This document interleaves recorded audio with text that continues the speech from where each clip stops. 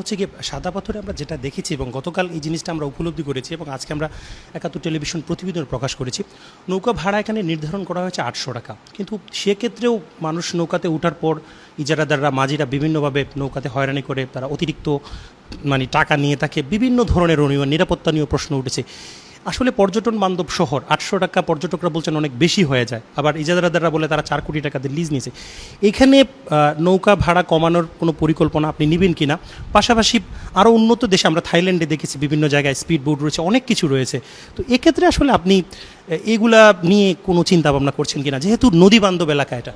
Definitely আমরা already আমাদের সারি নদী, গোয়াইন, এরপরে কাপনা নদী, এগুলোকে আমি অলরেডি নৌ পরিবহন মন্ত্রণালয়ের সঙ্গে কথা বলেছি। আমরা পরে আমরা এই 4-5টা নদীকে একটু খনন করে আমরা পর্যটনের মধ্য দিয়ে আমরা সরকারিভাবে যদি নিরাপত্তা দিয়ে ছোটো ছোটো স্পিড বোটগুলো দেওয়া যায়, তো মানুষ নদীপথে ভ্রমণ করে তারা এনজয় করতে পারবে এবং সেখানে সিকিউরিটি থাকবে, এটা আমি চেষ্টা করতেছি, এবং রেটও কম থাকবে, তাতে মানুষ তখন আর যারা ইজারাদার নিয়েছেন ওনাদের সঙ্গে গতকালকে আমার একটু কথা হয়েছে যে মানুষকে স্বাচ্ছন্দ্যভাবে চলাফেরা করার সুযোগ দিতে হবে।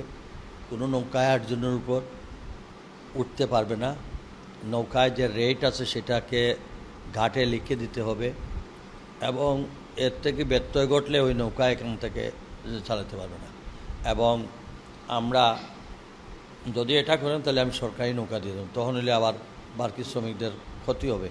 ঠিক আছে, ওনারা যদি নিরাপদে মানুষকে নিয়ে যান, সুন্দর ব্যবহার করে নিয়ে আসেন, ওনার করে যদি ধরা পড়ে যে 8-এর অধিক মানুষ নিয়ে যাচ্ছেন কিংবা চার্জ বেশি করতেছেন, তাহলে কিন্তু উনি আর এই রুটে নৌকা চালাতে পারবেন না। কালকে আমি ইজারাদারকে বলে আসছি, তো তার সময় চেয়েছেন, তারাও বলছেন না আমরা নিয়ম মেনেই চলব, এবং আমাদেরকে তবে তাদেরকেও ঘাট ঠাট ঠিক করে দিতে হবে।